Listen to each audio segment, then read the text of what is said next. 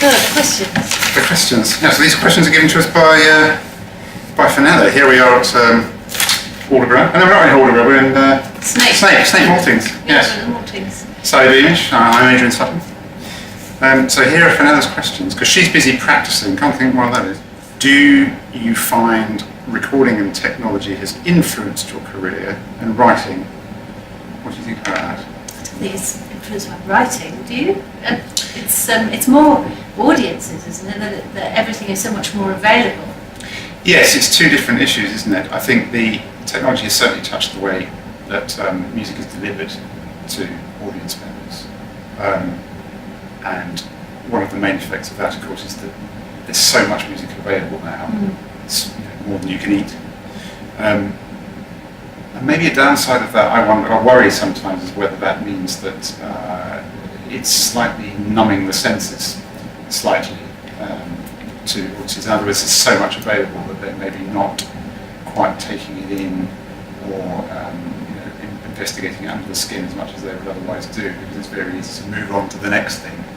I think the attention span is possibly getting shorter, because you can click on something and you listen for a bit and then you're curious about the next thing. But on the other hand, being able to hear something more than once is a fantastic thing. I've always felt that music is the one art form that you can't really perceive until you've heard the end of it. I mean, you can't really sort of exist in time. Yes, and unless you know how it ends, you can't really appreciate the beginning. So hearing a new piece of music once is almost useless, really, because you just can't get it. I can't get it, even if it's in a genre that I understand very well. So if it was a piece of Brahms I hadn't heard before, I would find it very difficult to assimilate it on one hearing. I need to hear it loads of times. And do you think people are engaging in that activity? Do you think that they are investing the time in multiple listening of things? I think sometimes people do, because they get intrigued by something and then they put it on again and then they share it and then they watch it while they show it to someone else. And I think it's a whole new way of perceiving new music, isn't it? In my worst moments, I suppose what I fear is that we have a whole generation being raised on the notion that because so much is available and because their iPods are full of it, that there are kids out there who are listening to this stuff and neither know nor care what it is or what its provenance is. It's just a stream. It's a background. I do worry about that a little bit, but it's only a minor worry. And I think the technology, certainly for providing more opportunities to hear stuff, is fantastic.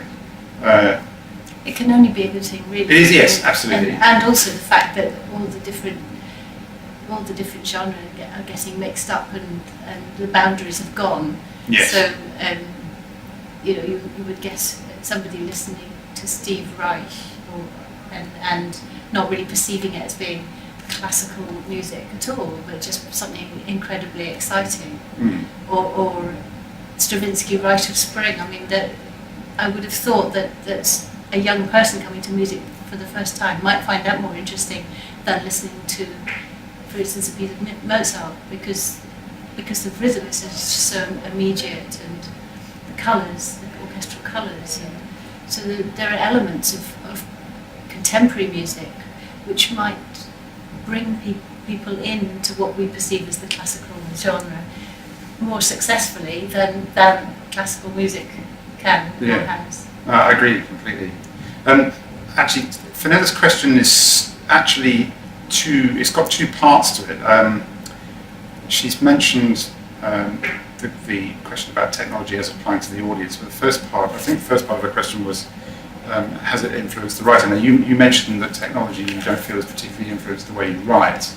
I think for me it has actually been quite a large influence, quite a massive influence in some cases, because I've found that some of the stuff that I've done has been determined by what the technology has suggested to me at the time of writing. It entirely depends on the genre.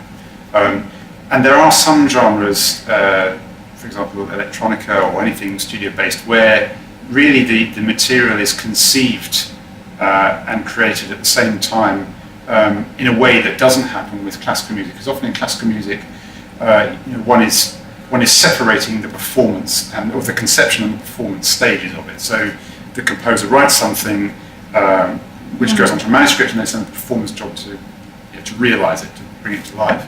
And working in the studio, those two processes are fused together, which means in turn that what it is you're writing stems from what's in your hands and what you're responding to. Yeah. So it's much more immediate. It's like being an artist. It's like painting a canvas, and then being able to present that canvas as exactly as you created it. Whereas if you're writing for a performer, you've got that extra. I always think of it as the 50% of performance, because the performer invariably brings so much to the dry notes on the page that you hadn't even thought of. And every performance is different. So I find it hugely exciting, that process of birth through the performer.